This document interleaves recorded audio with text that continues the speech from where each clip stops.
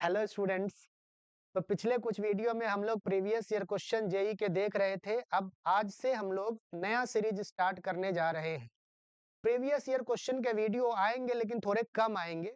अब ये जो एक्सप्लेनेशन का सीरीज है ये रेगुलर डेली एक वीडियो आपको मिलेगा और लेक्चर वाइज, जैसे हम स्ट्रक्चर ऑफ एटम से स्टार्ट कर रहे हैं क्लास 11th के, और 12th के 11th प्लस 12th के जितने भी चैप्टर्स है उसको लेक्चर वाइज कवर करेंगे। डेली एक लेक्चर आएगा और जो भी पढ़ाएंगे उसका वीडियो, उसका पीडीएफ जो है टेलीग्राम चैनल से आप ले सकते हो। टेलीग्राम चैनल का लिंक इसी वीडियो के डिस्क्रिप्शन में आपको मिल जाएगा।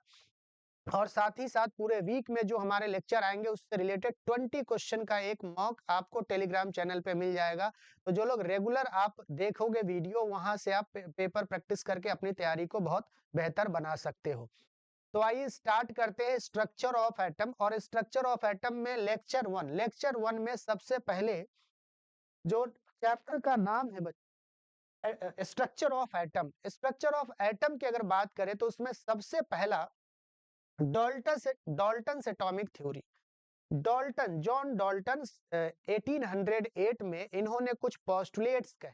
कुछ पोस्टुलेट का मतलब होता है एजम्पशन। एटम के लिए कुछ एजम्पशन बताए कि एटम ऐसा होता होगा, ऐसा दिखता होगा, और यही से स्ट्रक्चर ऑफ एटम की कहानी शुरू होती है। हालांकि ये बात गलत है कि जॉन डॉल्टन से शुरू होती है, इससे पहले भी। इनफैक्ट जॉन डॉल्टन मतलब आज ये 2025 है, इससे 2700 ईयर पहले अपने इंडिया के एक फिलोसफर थे महर्षि कनद। महर्षि कनद ने एटम को डिफाइन किया था और उन्होंने कहा था परमाणु। उन्होंने कहा था कि दुनिया में जितनी भी चीजें बनी हैं वो सब छोटे पार्टिकल से मिलकर बनी है और उसको हम क्या कहते हैं? परमाणु कहते हैं। और इसी तरीके से यूनान के एक दार्शनिक हुए, फिलोसफर हुए डेमोक्रेटस। डेमोक्रेटस ने भी लगभग 2400 ईयर पहले बताया था कि जो जितने भी ब्रह्मांड में, पूरे यूनिवर्स में जितनी भी चीजें बनी हैं वो बहुत छोटे पार्टिकल से मिलकर बनी है और वो पार्टिकल एटम होता है। और इसके लिए उन्होंने काफी सारे अपने जो उनका पोस्टुलेट था उन्होंने बताया। लेकिन इन सबको मिला के एक रूल के फॉर्म में जॉन डॉल्टन ने 1808 में इसको एक रूल के फॉर्म में फॉर्मुलेट किया। अब बच्चों है क्या, महर्षि कनद जो थे वो 2600 साल पहले कहे गए। डेमोक्रेटस ने पहले कह दिया 2400 साल पहले, लेकिन ये मतलब आज से लगभग 200-250 साल पहले जॉन डॉल्टन ने इसको दिया और उसी का नाम दिया जाता है कि जॉन डॉल्टन का एटॉमिक थ्योरी। लेकिन सच्चाई ये है कि इससे पहले हमारे भारत के फिलोसफर वो बता चुके थे और यूनान के दार्शनिक डेमोक्रेटस भी बता चुका था इस बात को। अब अगर हम बात करें बच्चों, अगर हम यहाँ पे डेमोक्रेटस की बात करें और महर्षि कनद की बात करें तो उनका जो कहना था वो क्या कहना था समझ। उन्होंने क्या कहा था कि जैसे मान लो ये एटम है, तो ये एटम है, इनडिविजिबल एटम है। इन्होंने कहा था कि एटम को डिवाइड नहीं किया जा सकता और मैटर, जितनी भी दुनिया में चीजें बनी हैं वो छोटे छोटे पार्टिकल से मिलकर बनी है और वो पार्टिकल क्या है? एटम। इनफैक्ट हमारे आपके शरीर के अंदर भी एटम होते हैं। और कितने एटम होते हैं बच्चों? हमारे आपके शरीर के अंदर जो एटम होते हैं वो 10 की पावर 28 एटम होते हैं। 10 की पावर 28 एटम से हमारा शरीर बना है। तो हमारे बॉडी के अंदर एटम है। जितने भी सजीव या निर्जीव, जितने भी मतलब लिविंग या नॉन लिविंग पार्टिकल, जितने भी आप सब्सटेंस देख रहे हो सब के सब एटम से बने हैं। ये बात डेमोक्रेटस और महर्षि कनद दोनों ने कही। लेकिन इसको एक रूल के फॉर्म में, पोस्टुलेट के फॉर्म में जो दिया वो था जॉन डॉल्टन, और ईयर था 1808। अब जॉन डॉल्टन का जो एटॉमिक थ्योरी है बच्चों वो क्या है, वो हम लोग समझते हैं। देखो जॉन डॉल्टन ने क्या कहा, इसको हम लोग समझते हैं बच्चों। जॉन डॉल्टन ने कुछ पोस्टुलेट्स कहे। अब ये पोस्टुलेट क्या थे प्यारे बच्चों? पोस्टुलेट था जॉन डॉल्टन का फर्स्ट पोस्टुलेट। पहला पॉइंट जॉन डॉल्टन ने कहा, matter is made up of very smallest unit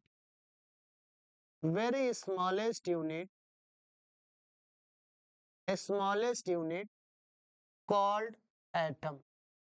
Dalton ने कहा कि जो मैटर है बहुत छोटे छोटे पार्टिकल से मिलकर बना होता है, उसको हम क्या कहते हैं? एटम कहते हैं। सेकेंड पॉइंट में जॉन डाल्टन ने कहा atom can not be divided. Atom को डिवाइड नहीं किया जा सकता। Atom can not be divided. और थर्ड पॉइंट में जॉन डाल्टन ने कहा atoms of same element, atoms of same element having atoms of same element having similar properties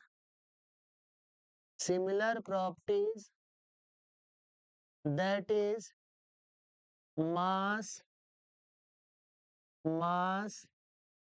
shape and size। अब इसका क्या मतलब है अब एक्सप्लेन करूंगा। पहले एक और पोस्टुलेट है उसको लिख लेते हैं। फोर्थ पोस्टुलेट जॉन डाल्टन ने क्या कहा बच्चों?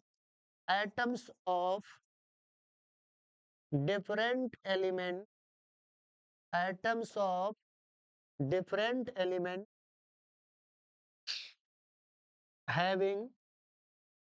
having different properties that is mass, shape and size। अब देखो जॉन डाल्टन ने कुछ पॉइंट्स कहे बच्चों। पहला पॉइंट क्या था?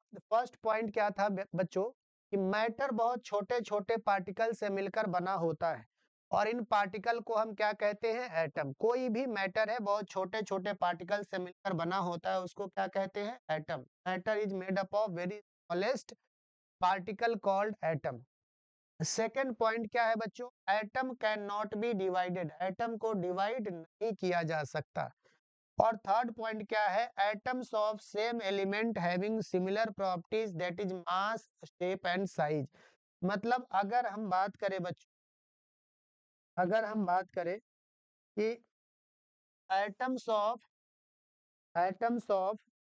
सेम एलिमेंट, मतलब एक एलिमेंट ले लो। जैसे एक एलिमेंट हमने ले लिया यहाँ पे कार्बन, तो कार्बन छोटे छोटे पार्टिकल से मिलकर बना होगा। मान लो ये कार्बन के पार्टिकल, ये कार्बन के पार्टिकल है, तो इसके किसी भी दो पार्टिकल को तुम कंपेयर करो। मान लो ये दो पार्टिकल को कंपेयर करो। कार्बन एक एलिमेंट है, ये छोटे छोटे पार्टिकल से मिलकर बना होगा और ये पार्टिकल एटम है। तो एक ही एलिमेंट में किसी भी दो एटम को अगर आपस में कंपेयर करेंगे तो इनका क्या होगा? मास, शेप और साइज क्या होगा बच्चों? ये सेम होगा। ये जॉन डाल्टन ने कि एक ही एलिमेंट के दो एटम को अगर आपस में कंपेयर किया जाए तो इसका मास, शेप और साइज क्या होगा? आइडेंटिकल होगा। फिर जॉन डाल्टन ने क्या कहा प्यारे बच्चों? जॉन डाल्टन ने कहा कि अगर दो अलग अलग एलिमेंट आप ले लो, जॉन डाल्टन ने कहा कि अगर दो अलग अलग एलिमेंट ले लो आप, अगर दो अलग अलग एलिमेंट ले लो, जैसे जैसे मान लो यहाँ पे एक एलिमेंट है और एक एलिमेंट के एटम ये है, और यहाँ पे मान लो दूसरा एलिमेंट है, इसके एटम इस तरीके से है। मान लो हमारा ये जो है एलिमेंट, ये एलिमेंट ए है और ये। अब जॉन डाल्टन ने कहा कि दो अलग अलग एलिमेंट है, अगर दो अलग अलग एलिमेंट के एटम को कंपेयर करेंगे आपस में तो इनका मास, इनका शेप और इनका साइज क्या होगा बच्चों? ये डिफरेंट होगा। ये है लास्ट पोस्टुलेट। देखो पहला पोस्टुलेट क्या है? Matter is made up of very smallest unit called atom. Matter छोटे छोटे पार्टिकल से मिलकर बना होता है, उनको क्या कहते हैं? एटम। सेकेंड पोस्टुलेट क्या है? Atom can not be divided. Atom को डिवाइड नहीं किया जा सकता। थर्ड पोस्टुलेट क्या है? एटम्स ऑफ सेम एलिमेंट, मतलब एक ही एलिमेंट के अगर दो एटम को आपस में कंपेयर करें, जैसे अभी कार्बन का एग्जांपल लिया था, एक ही एलिमेंट के दो एटम को कंपेयर करें तो उनका मास, शेप और साइज क्या होता है, सिमिलर होता है। ये तीसरा पोस्टुलेट। और चौथा पोस्टुलेट कि अगर अगर atoms of different element having different property that is mass shape and size, मतलब ये है बच्चों कि अगर दो अलग अलग एलिमेंट ले ले ए और बी और इनके एटम्स को अगर आपस में कंपेयर करें तो इनके मास शेप और साइज क्या होंगे, डिफरेंट होंगे। तो ये बात जॉन डाल्टन ने कही। अब अगर बच्चों बात करें कि डाल्टन के एटॉमिक थ्योरी में कुछ ड्रॉबैक भी आ गए। अगर हम बात करें कि वो ड्रॉबैक क्या क्या थे, डाल्टन्स के एटॉमिक थ्योरी में ड्रॉबैक क्या क्या थे, तो जो ड्रॉबैक था वो सबसे पहला ड्रॉबैक बच्चों ये था कि डाल्टन ने कहा था सेकेंड पोस्टुलेट के अंदर कि एटम को डिवाइड नहीं किया जा सकता, atom can not be divided. बाद में क्या पता चला कि atom can be divided, atom is divisible. मतलब इसमें जो ड्रॉबैक में पहला पॉइंट है, can be atom can be divided, atom को डिवाइड किया जा सकता है, एटम कैन बी डिवाइडेड। ये फर्स्ट आपका ड्रॉबैक हो गया, एटम को डिवाइड किया जा सकता है। सेकेंड पॉइंट क्या है बच्चों, सेकेंड पॉइंट जॉन डाल्टन ने कहा था कि एक ही एलिमेंट के सारे एटम के मास शेप और साइज ये क्या होते बच्चों, सिमिलर होते। ये बात जॉन, अब उसको उसमें क्या ड्रॉबैक आ गया इसको समझते हैं। देखो जॉन डाल्टन ने कहा था, जॉन डाल्टन ने क्या कहा था, जॉन डाल्टन ने कहा था कि अगर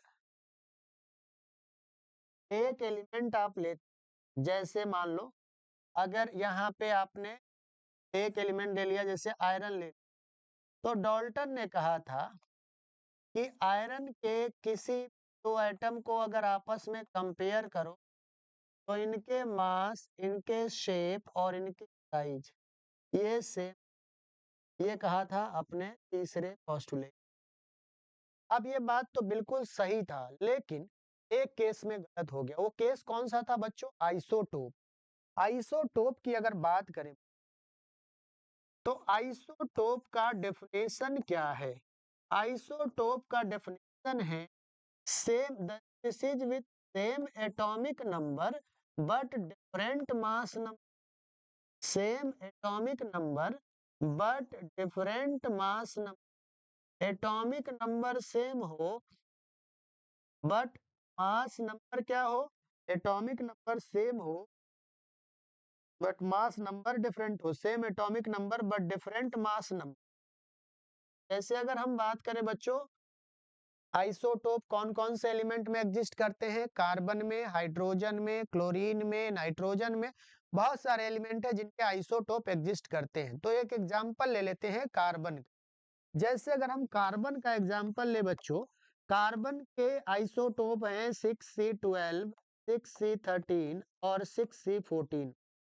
ये तीन आइसोटोपिक फॉर्म में कार्बन एग्जिस्ट करता है। अब इसका मतलब क्या हुआ प्यारे बच्चों, अगर हम बात करें इसका मतलब क्या है, इसका मतलब ये है कि कार्बन है वो, कार्बन है उसमें बहुत सारे एटम हैं। अब उसके तीन आइसोटोपिक फॉर्म हैं। इसका मतलब ये हुआ, इसका मतलब ये हुआ कि जो कुछ एटम है, कुछ एटम की मास क्या है 2 ग्राम। अच्छा कुछ एटम है उनकी मास है 3 ग्राम, और कुछ एटम ऐसे हैं मास हो गए। ये मतलब है आइसोटोप का। अगर कार्बन के तीन आइसोटोप आप कह रहे हो 6C12, 6C13, 6C14, तो उसका मतलब है कि कार्बन में कुछ एटम की मास 12 ग्राम है, कुछ एटम की मास 13 ग्राम है, कुछ एटम की मास 14 ग्राम है। अब ये तो बिल्कुल अगेंस्ट में हो गया। उसने कहा था कि एक एलिमेंट के सभी एटम के मास, शेप और साइज क्या होंगे, सिमिलर होंगे। लेकिन ये तो आइसोटोप के केस में गलत हो गया।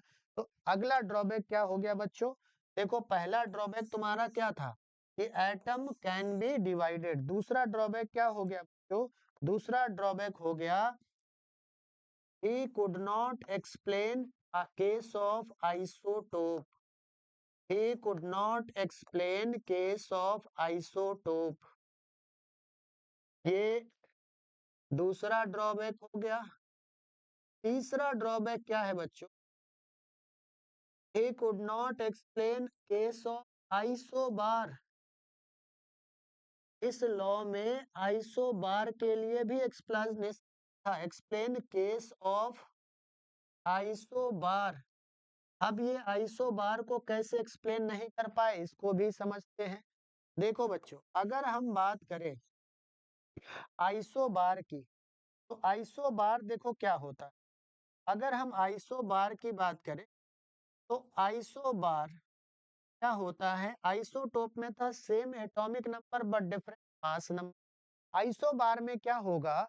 Same mass number but different atomic, same mass number but different atomic number, same mass number but different atomic number.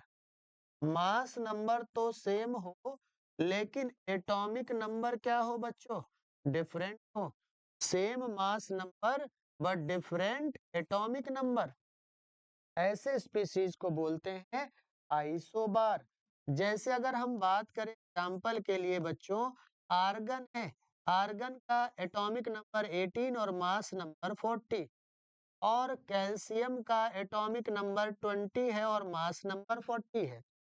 Argon एक अलग एलिमेंट है और कैल्शियम एक अलग एलिमेंट। जैसे आर्गन के एटम ये हैं, आर्गन के एटम ये, और कैल्शियम के एटम मान लो हमारे ये।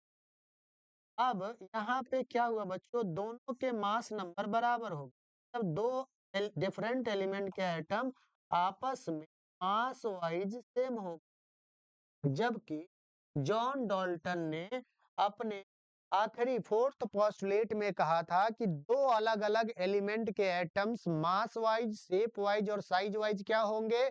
डिफरेंट होंगे।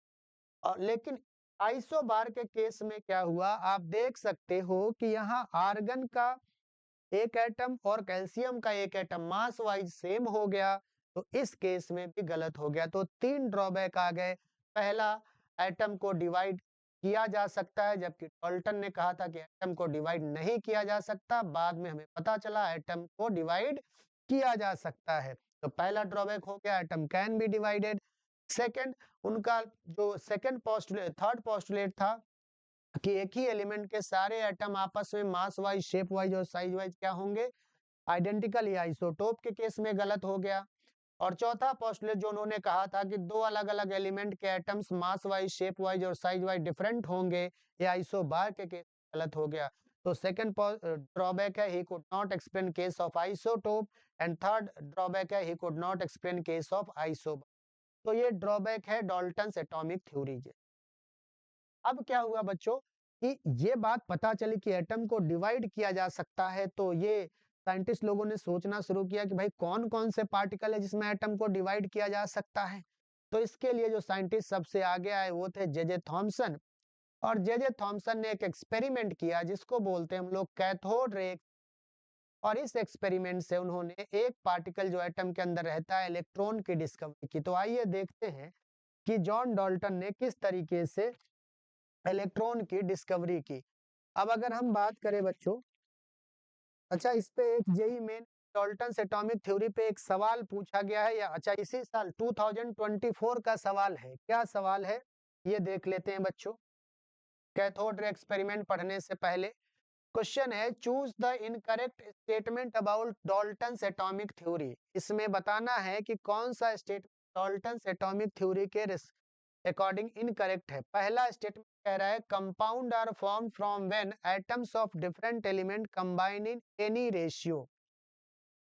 देखो हमने पोस्टुलेट में ये पॉइंट तो लिखा नहीं था, लेकिन अगर डाल्टन के जो पोस्टुलेट है उसको आप पढ़ें तो उसका कंक्लूजन यही निकलता है कि अगर दो एलिमेंट के एटम एक फिक्स रेशियो में कंबाइन करे तो वो मॉलिक्यूल बनाते हैं।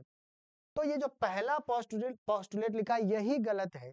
लिखा क्या है बच्चों? इसमें पोस्टुलेट में लिखा है कि compounds are formed when atom of different element combine in any ratio. ये गलत है। एनी नहीं होगा, फिक्स रेशियो होगा। तो फिक्स रेशियो होना चाहिए, तो इनकरेक्ट स्टेटमेंट ही पूछा है और पहला ही स्टेटमेंट इनकरेक्ट है, तो ये आंसर हो गया फर्स्ट ऑप्शन। तो आइए अब कैथोड रे एक्सपेरिमेंट पे चलते हैं। और कैथोड, अच्छा, इस पे डाल्टन्स एटॉमिक थ्योरी पे नीट में कोई सवाल अभी तक नहीं पूछा गया है। तो अब हम टॉपिक वाइज जेई नीट दोनों के क्वेश्चन डिस्कस करते हुए चलेंगे। अब बात करते हैं बच्चों कैथोड रे एक्सपेरिमेंट। देखो कैथोड रे एक्सपेरिमेंट में बच्चों क्या किया गया कि जो जे थॉमसन थे उन्होंने एक डिस्चार्ज ट्यूब लिया, और डिस्चार्ज ट्यूब जो इसमें यहाँ पे एक पंप लगा है, वैक्यूम पंप। यहाँ से ज्यादातर एयर निकाल दिया गया, बहुत कम थोड़ा सा एयर रखा गया और लो प्रेशर मेंटेन किया गया। लो प्रेशर अपने आप में बताता है कि गैस बहुत कम होगा, तो लो प्रेशर रीजन क्रिएट किया गया।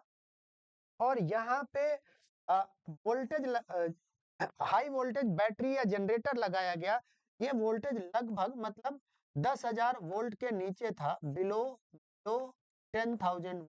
अब ये भी बहुत ज्यादा वोल्टेज, हाई वोल्टेज जब अप्लाई किया गया 10,000, तो बहुत ज्यादा वोल्टेज जब यहाँ से जे थॉमसन ने अप्लाई किया तो उन्होंने क्या देखा बच्चों। अच्छा, एक और चीज, जो ये बैटरी लगा है, तो बैटरी के नेगेटिव टर्मिनल से, यहाँ दो रॉड लगे हैं बच्चों, ये दो रॉड लगे, तो बैटरी के नेगेटिव टर्मिनल से, मैं इसको एक बार बना देता हूं। देखो यहाँ पे कुछ अरेंजमेंट इस तरीके से था बच्चों, यहाँ पे जो अरेंजमेंट था कुछ इस तरीके से था। यहाँ पे जे थॉमसन ने इस तरीके का अरेंजमेंट, और इसमें ये अपरेटस जो बनाया था उस साइंटिस्ट का नाम था विलियम क्रुक्स, और इसका यूज किसने किया, जे थॉमसन। अब अगर हम बच्चों बात करें, उन्होंने यहाँ पे एक बैटरी लगाया, और ये बैटरी हाई वोल्ट, ये देखो बैटरी का पॉजिटिव टर्मिनल, नेगेटिव टर्मिनल, जो भी रॉड बैटरी के नेगेटिव टर्मिनल से कनेक्टेड होता है बच्चों, उसको हम बोलते हैं कैथोड, और जो पॉजिटिव टर्मिनल से कनेक्टेड होता है उसको हम बोलते हैं एनोड। जे थॉमसन ने जब यहाँ से हाई वोल्टेज अप्लाई किया, हाई वोल्टेज, अच्छा एक और चीज, यहाँ पे जो है एक फ्लोरोसेंट जो है कोटिंग की गई, कहाँ पे, एनोड के बैक साइड के सरफेस पे, यहाँ पे जिंक सल्फाइड की कोटिंग की गई। जिंक सल्फाइड की कोटिंग इसलिए की गई कि लाइट अगर हल्का भी आए तो लाइट, क्योंकि जिंक सल्फाइड लाइट को और ज्यादा उसके ग्लो को बढ़ा देता है, तो ज्यादा चमकता हुआ लाइट आपको दिखे, इसलिए यहाँ पे जिंक सल्फाइड की कोटिंग की गई। जब हाई वोल्टेज यहाँ से सप्लाई किया गया तो ऑब्जर्वेशन ये दिखा कि कुछ रेज हैं जो कैथोड के सरफेस से निकल करके और एनोड के सरफेस पे स्ट्राइक कर रहे हैं।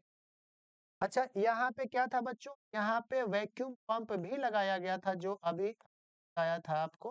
पंप क्यों, जिससे कि लो प्रेशर रीजन क्रिएट किया जा सके, गैस ज्यादातर निकल जाए, बहुत कम गैस हो, और उससे लो प्रेशर रीजन क्रिएट किया जा सके। अब जब यहाँ पे मान लो ये अगर स्विच है, ये स्विच है, तो स्विच जब ऑन किया जा रहा था तो ये दिख रहा था कि कुछ रेज कैथोड से निकल के एनोड के सरफेस पे जा रहे हैं। स्विच ऑफ करते ही फिर से ये रे गायब हो जा रहे थे। तो ऐसा अगर रिपीटेडली उन्होंने किया तो उनको ये लगा कि ये स्विच ऑन करने पे कैथोड के अंदर जो एटम है, उस एटम से कुछ पार्टिकल निकल करके एनोड की तरफ जा रहे हैं। ऑब्वियस है, कैथोड नेगेटिव टर्मिनल से कनेक्टेड है, तो इस पे कौन सा चार्ज होगा, नेगेटिव प्लेट होगा। तो नेगेटिव प्लेट से निकलने वाले जो पार्टिकल है वो भी नेगेटिवली चार्ज होंगे। तो यहाँ से कैथोड के सरफेस से जो पार्टिकल निकल रहे थे उसको जे थॉमसन ने नेगेटिवली चार्ज पार्टिकल कहा, और इनके प्रॉपर्टी को डिफाइन किया, क्योंकि इन रेज की ओरिजिन क्या थी, कैथोड, ओरिजिन क्या थी, कैथोड, इसलिए इनको कहा गया बच्चों कैथोड रे। क्या कहा गया, कैथोड रेज, ओरिजिन कैथोड थी, इसलिए इनको कहा गया कैथोड, इनको कहा गया कैथोड रे। तो इस तरीके से ये रेज से निकल रहे थे। अब बच्चों हम लोग सीखेंगे properties of cathode raise. Cathode rays की प्रॉपर्टी क्या है, इसको हम लोग सीखेंगे कि कैथोड रेज की प्रॉपर्टीज क्या है। अगर हम बात करें बच्चों, तो प्रॉपर्टीज ऑफ कैथोड रेज में फर्स्ट पॉइंट है, first point, particles of cathode raise, cathode rays moves on straight path. Particles of cathode rays on straight path, मतलब जो कैथोड रेज हैं उनके पार्टिकल स्ट्रेट पाथ पे ट्रेवल करते हैं। और इसके लिए उसने एक्सपेरिमेंट जो किया जे थॉमसन ने, वो क्या किया, देखो यहाँ पे मान लो ये तुम्हारा ये अपरेटस है और इस तरीके का कुछ अरेंजमेंट, इस तरीके का कुछ अरेंजमेंट था जे थॉमसन का, ये रे इधर से आ रहे हैं। तो जे थॉमसन ने क्या किया कि यहाँ पे एक ऑब्स्टेकल लगा दिया, यहाँ पे एक ऑब्स्टेकल लगा दिया। तो उन्होंने देखा कि इसके बैक साइड पे क्या बन गया, इसी का शैडो बन। अब शैडो बनना ये बता रहा है कि रेज सीधे सीधे अगर इधर उधर से जाते तो शैडो नहीं। फॉर एग्जाम्पल मान लो कि हम यहाँ से एक टॉर्च टॉर्च जला रहे हैं, यहाँ से टॉर्च जला रहे हैं। अब यहाँ पे एक पेपर रख दो, तो इसके बैक साइड के जो वॉल होगा पेपर के बैक साइड पे, उस पे जा करके उसका शेडो बनेगा। लेकिन अगर ये रेज, ये शेडो तभी बन पाएगा जब ये रेज सीधे सीधे जा रहे। अगर ये रेज इधर उधर से जाते तो फिर बैक साइड के वॉल पे शेडो नहीं बनता। इसी तरीके से यहाँ पे इसके पाथ में एक ऑब्स्टेकल लगाया जे थॉमसन ने, और बैक साइड के वॉल पे, यहाँ पे इसके जस्ट बैक साइड पे इसका शेडो बन रहा था। इससे इन्होंने ये कंक्लूड किया कि जो हमारा कैथोड रे है वो स्ट्रेट पाथ पे मूव करता है। तो पहली प्रॉपर्टी हो गई कि cathode ray moves on straight path.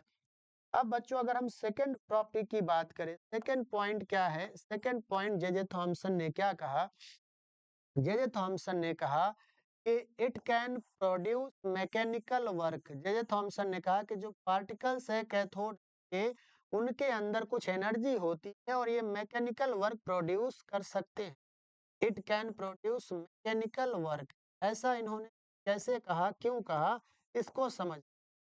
इन्होंने कहा कि कैथोड रे के जो पार्टिकल है वो मैकेनिकल वर्क प्रोड्यूस कर सकते हैं। कैसे कहा उसको देखते हैं। जे थॉमसन ने क्या किया बच्चों, कैथोड रे के पाथ में पंखा लगा दिया, फैन लगा दिया, और उन्होंने ये देखा कि कैथोड रे के इफेक्ट से ये पंखा घूम।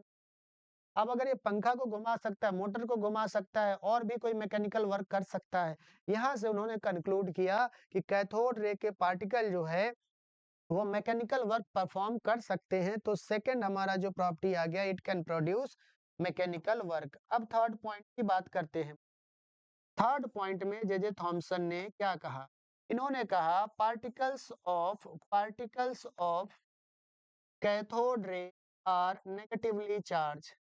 Particles of cathode rays are negatively charge. Particles of cathode ray are negatively charge.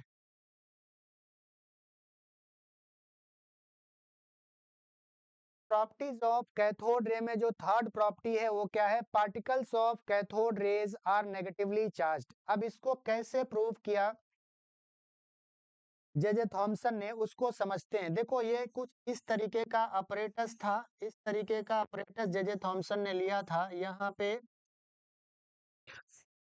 ये बैटरी है, ये पॉजिटिव टर्मिनल और ये नेगेटिव टर्मिनल। जो पॉजिटिव टर्मिनल से लगा हुआ रॉड है उसको एनोड कहते हैं, और जो नेगेटिव टर्मिनल से लगा हुआ रॉड है उसको कैथोड कहते हैं।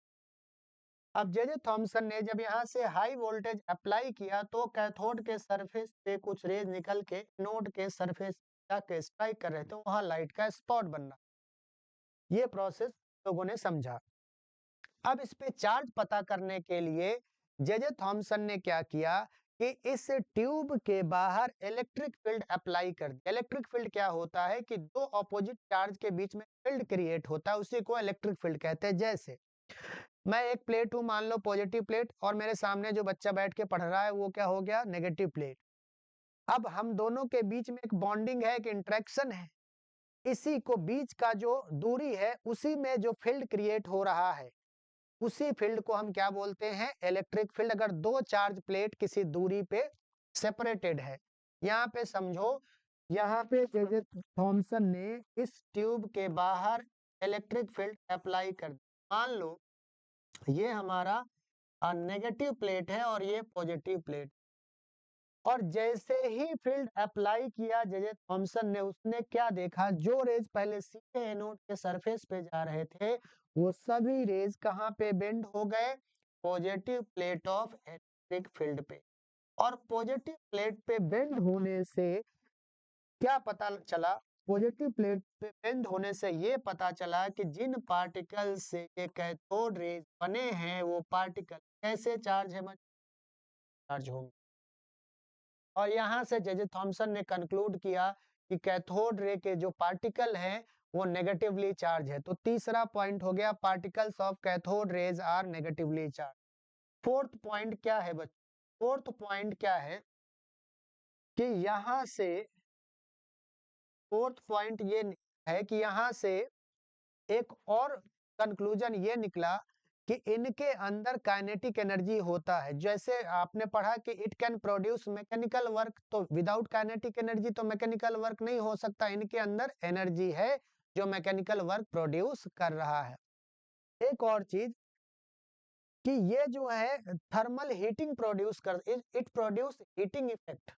जैसे ये रेज सीधे सीधे जा रहे थे, इसको समझना, ये रेज जो है सीधे सीधे जा रहे थे, ये रेज पहले सीधे सीधे जा रहे थे। अब जे थॉमसन एक मेटल का फॉइल, मेटल का फॉइल जैसे एल्यूमिनियम फॉइल या कोई भी मान लो, आप देखते होगे मेटल का फॉइल यहाँ पे, तो जब ये यहाँ से क्रॉस कर रहे थे तो इसको गर्म कर दे रहे, मतलब ये हीट प्रोड्यूस कर सकता है। तो यहाँ पे अगला पॉइंट हो गया, it produce heating effect, it produce heating. और एक और पॉइंट, जब ये मेटल का फॉइल लगा रहे थे तो कुछ देर बाद ये रेज उसको पेनिट्रेट कर दे रहे थे, मतलब इनकी पेनिट्रेशन पावर भी, पेनिट्रेशन इफेक्ट भी है। तो अगला जो प्रॉपर्टी है वो क्या है, it it can produce penetration effect, penetration effect.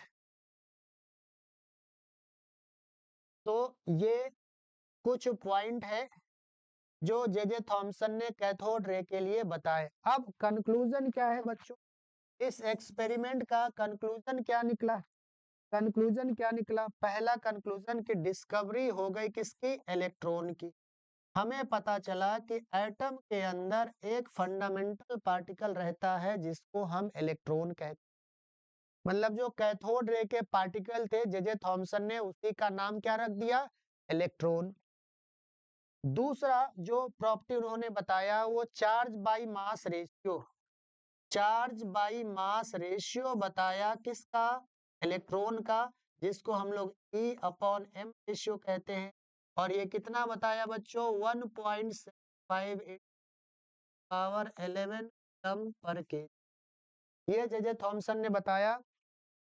और ये जो वैल्यू है 1.75 into 10 to the power 11 coulomb per kg, ये जो है चार्ज अपॉन मास रेशियो बताया किसका, इलेक्ट्रॉन का। तो डिस्कवरी हो गई इलेक्ट्रॉन की और उसके चार्ज अपॉन मास रेशियो के का भी पता चल गया। एक और चीज यहाँ पे बहुत इंपॉर्टेंट, और वो पॉइंट क्या है बच्चों, वो पॉइंट ये है कि जे थॉमसन ने ये बताया कि जैसे हमारा जो सेटअप था कैथोड रे एक्सपेरिमेंट का, वो कुछ ऐसा था, और यहाँ पे पंप लगा हुआ था, ये पंप था जो एयर को बाहर कर रहा था, और यहाँ पे ये पॉजिटिव टर्मिनल है बैटरी का, ये नेगेटिव टर्मिनल, ये कैथोड रेज यहाँ से आ रहे थे। जे थॉमसन ने ये कहा कि इसके अंदर कुछ गैसेस जो है वो कैथोड रे इन गैसों को आयनाइज करके, इन गैसेस को आयनाइज करके यहाँ से भी इलेक्ट्रॉन को निकालता है।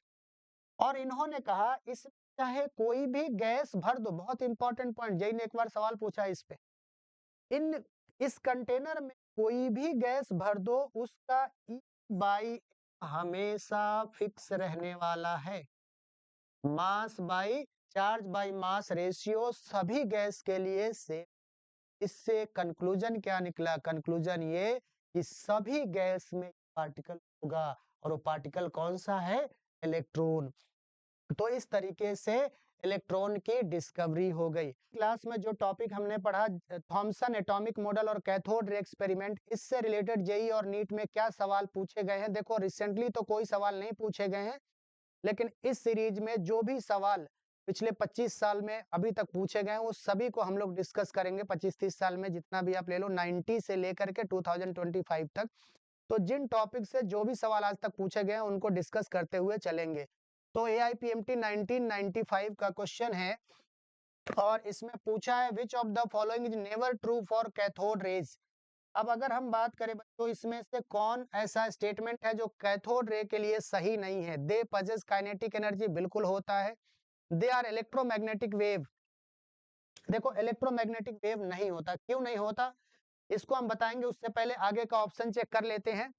दे प्रोड्यूस हीट, बिल्कुल हीटिंग इफेक्ट होता है। They produce mechanical work, pressure, mechanical pressure भी क्रिएट होता है, फोर्स लगता है। अब बच्चों अगर हम बात करें कि इलेक्ट्रोमैग्नेटिक वेव होता क्या है? इलेक्ट्रोमैग्नेटिक वेव ऐसा वेव होता है जो इलेक्ट्रिक और मैग्नेटिक दोनों फील्ड के परपेंडिकुलर हो, जबकि जो हमारा कैथोड रे है ये इलेक्ट्रिक और मैग्नेटिक वेव में डिफ्लेक्शन तो होता है लेकिन उसके परपेंडिकुलर नहीं होता, इसलिए ये इलेक्ट्रोमैग्नेटिक वेव नहीं होता है। तो हमारा जो बी ऑप्शन है ये ट्रू नहीं है और हमसे नेवर ट्रू पूछा है, तो आंसर क्या आ जाएगा? बी। अब आते हैं बच्चों जेई 2002 में एक सवाल पूछा गया कैथोड रे पे, और ये कैथोड रे पे क्या पूछा गया था? Which of the following is not the property of cathode रे, इनमें से कौन सा कैथोड रे की प्रॉपर्टी नहीं है? बिल्कुल सिमिलर क्वेश्चन है। फर्स्ट ऑप्शन क्या है? इट प्रोड्यूसेस हीटिंग इफेक्ट, बिल्कुल होता है।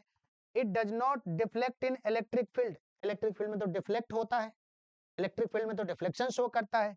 तो ये हमारा गलत स्टेटमेंट है, मतलब गलत ही स्टेटमेंट पूछा है, तो आंसर बी हो गया। शैडो बनता है और फ्लोरेसेंस मतलब ग्लो तो लाइट तो प्रोड्यूस होता है। तो इसमें ए सी डी सही है और गलत ऑप्शन क्या है? बी, और हमसे गलत ऑप्शन ही पूछा गया था। तो अब इसके बाद हम लोग लेक्चर 2 में इससे आगे का डिस्कशन करेंगे। Thank you.